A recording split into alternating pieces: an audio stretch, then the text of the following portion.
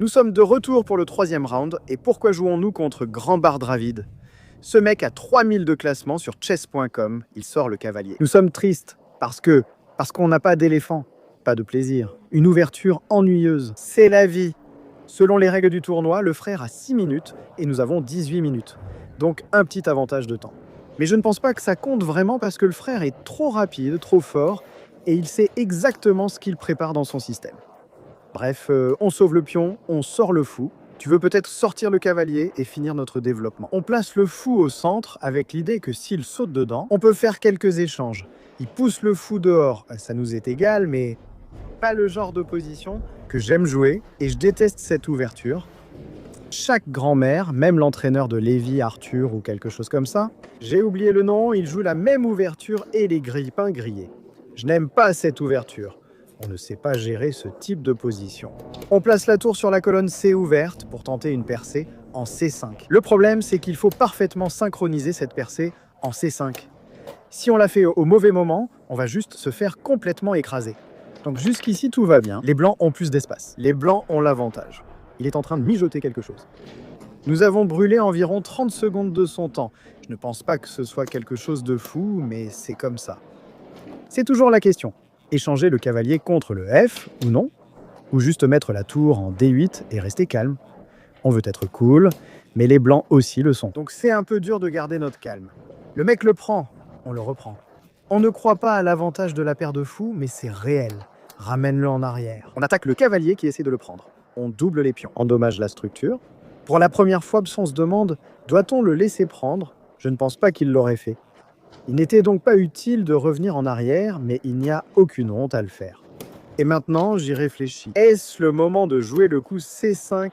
Si je peux jouer C5 et changer tous les pions, la position sera égale et ça m'ira. Mais moutarde, nous avons mal calculé le timing. Il y a une idée tactique qui donne un énorme avantage aux blancs.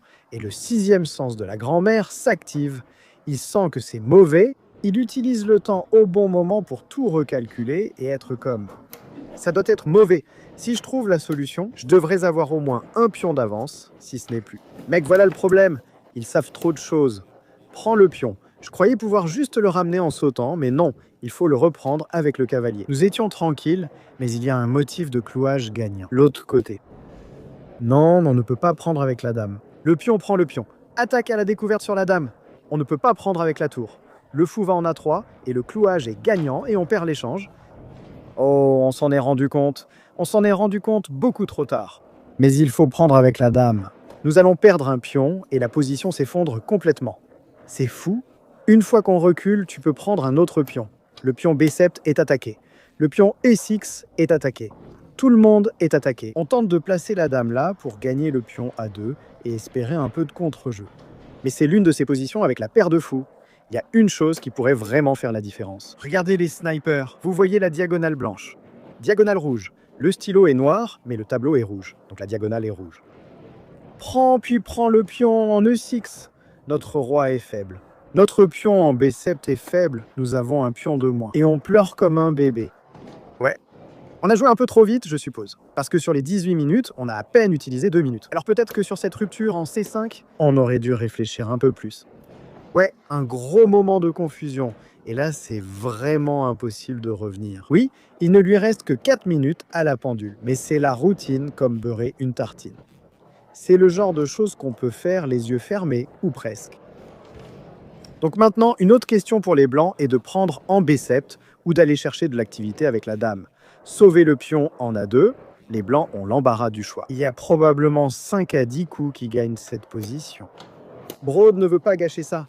Prendre le pion, gagner un tempo gratuit, menacer la tour, on sauve la tour. Mais maintenant, on perd le contrôle de la case C5, donc la dame peut aller en C4 pour mettre la pression.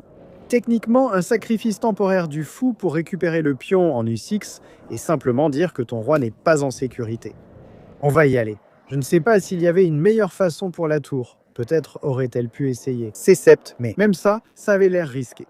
Mec, ces tactiques pour les blancs arrivent de partout. La dame est allée jusqu'en assise, à attaquer la dame, à sauver la pièce et à attaquer le pion en E6. Encore une meilleure idée que ce que je pensais. Et on est complètement grillé. Je peux échanger la dame et entrer dans cette finale stupide, ce qui a l'air déprimant parce qu'on a 2 pions de moins. Mais on a décidé de ne pas échanger la dame pour garder un peu d'espoir. Mais la position est tellement désespérée. Oui, prends juste le pion dans i6, tu as 3 pions d'avance. Notre roi est en train de se faire griller. Tu peux même prendre le cavalier, ou alors la meilleure option serait peut-être juste de sauver la pièce. Bon, maintenant on propose l'échange des dames. Je suppose qu'il est trop tard. On aurait dû reprendre quand on en avait l'occasion. Ouais, le cerveau ne marche pas. C'est une de ces situations où on n'est jamais vraiment présent. On est là, mais en réalité, absent. On voudrait sauter avec le cavalier, mais la tour arrive ensuite en 7-7 et on perd la pièce. Toutes nos pièces sont bloquées, la tour n'a nulle part où aller. Il va nous mettre en échec en C4, nous achever. Je n'arrive même pas à trouver un coup qui ait le moindre sens. Le meilleur coup, c'est d'abandonner. Ouais, mais comme je ne trouve pas le meilleur coup, on en cherche juste un.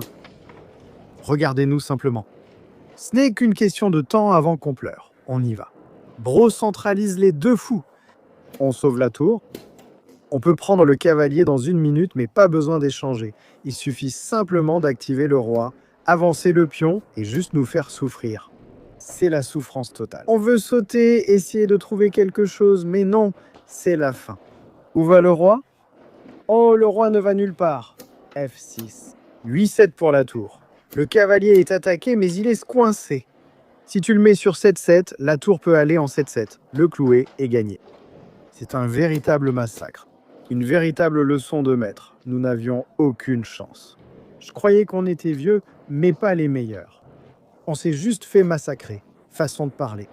Oui, le clouage qui fait gagner du matériel pose problème. Il y a aussi l'échec en D4 qui gagne la pièce en G7. Donc encore un autre problème. Oui, il y a trop de problèmes. Est-ce qu'on abandonne tout de suite? Parce que non seulement on a 3 pions de moins, mais on va aussi perdre une pièce, et aucune de nos pièces ne crée de contre-jeu. Et il pourrait même y avoir un mat quelque part. On abandonne et le frère gagne la partie. Quelle tristesse!